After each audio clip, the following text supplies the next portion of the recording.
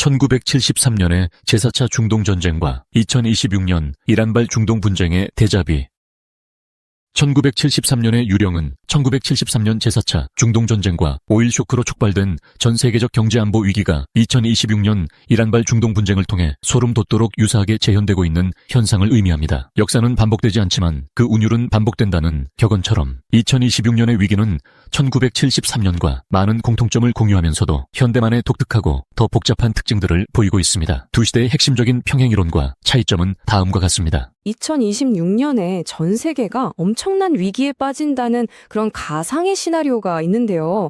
근데 정말 놀라운 건 말이죠.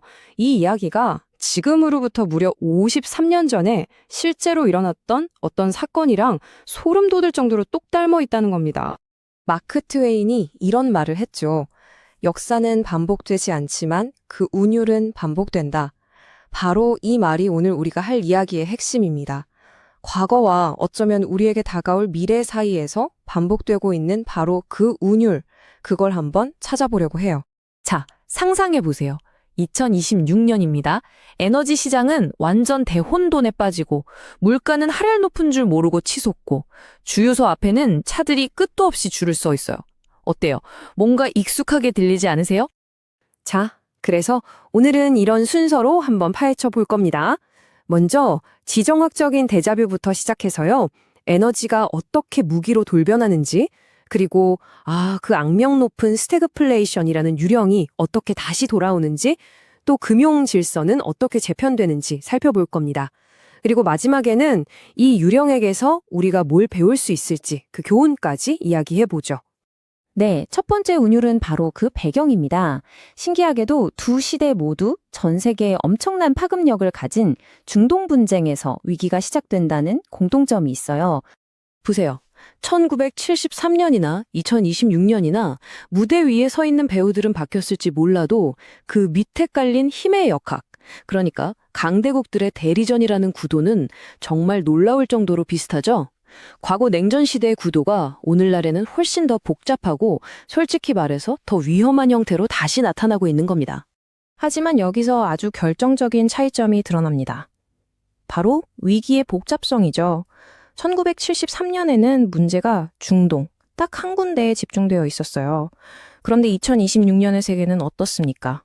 우크라이나, 남중국해, 중동, 화약고가 지금 한두 개가 아니에요.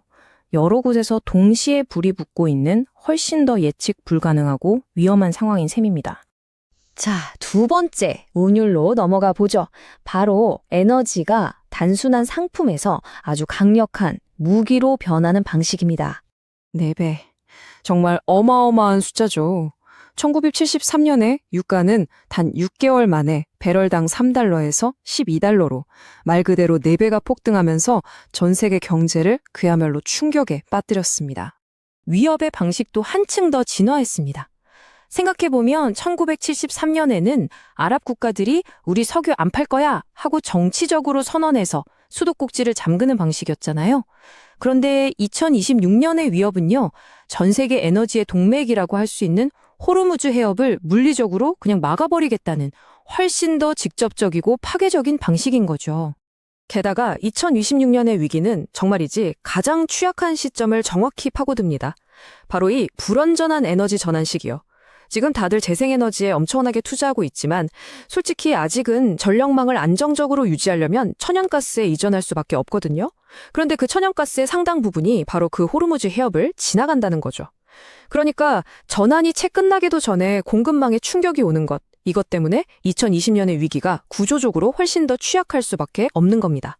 자, 이런 에너지 쇼크는 결국 1970년대에 처음으로 등장했던 아주 끔찍한 경제적 괴물을 다시 깨우게 됩니다.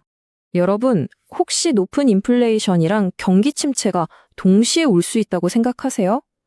지금이야 당연하게 들릴지 몰라도 1973년 이전까지만 해도 대부분의 경제학자들은 이건 말도 안 된다고 생각했어요.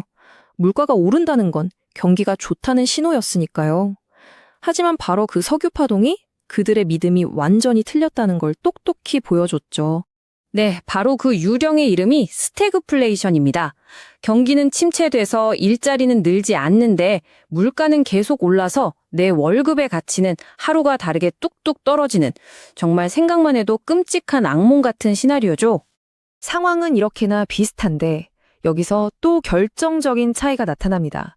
바로 위기에 맞서 싸울 무기가 2026년에는 거의 없다는 거예요.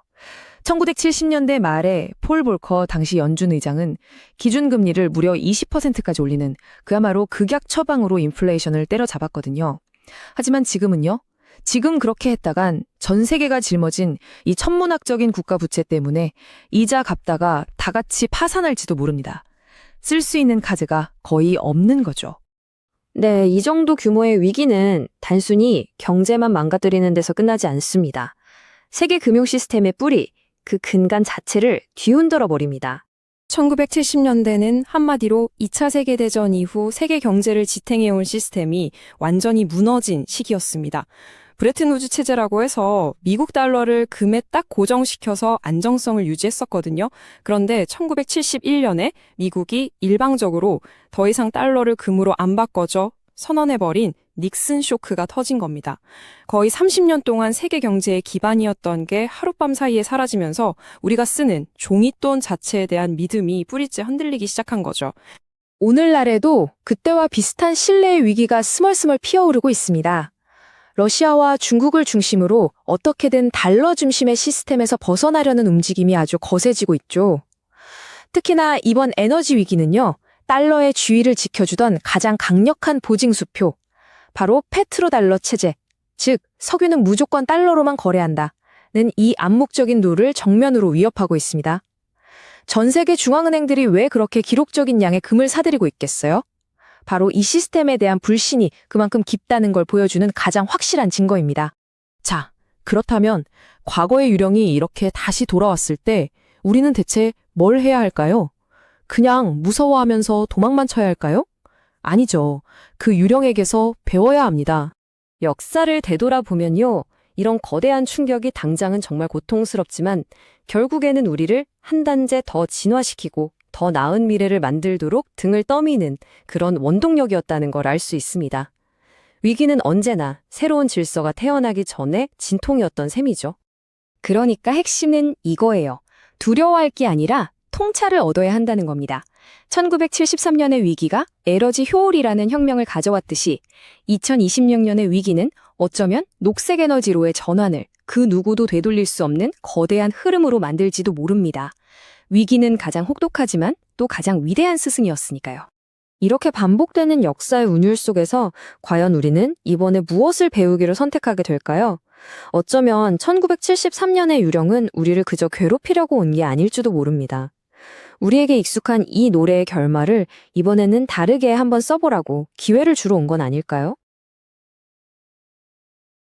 1973년의 위기가 결국 에너지 효율 혁명과 새로운 유전 개발을 촉진했듯이 2026년의 위기 또한 단기적인 고통을 수반하겠지만 궁극적으로는 전 세계의 에너지 전환을 돌이킬 수 없는 흐름으로 만들 것입니다. 따라서 두려움에 마비되기보다는 에너지 비용에 취약한 자산을 줄이고 인플레이션에 강한 자산을 늘리며 새로운 경제 패러다임에 적응하는 것이 중요합니다.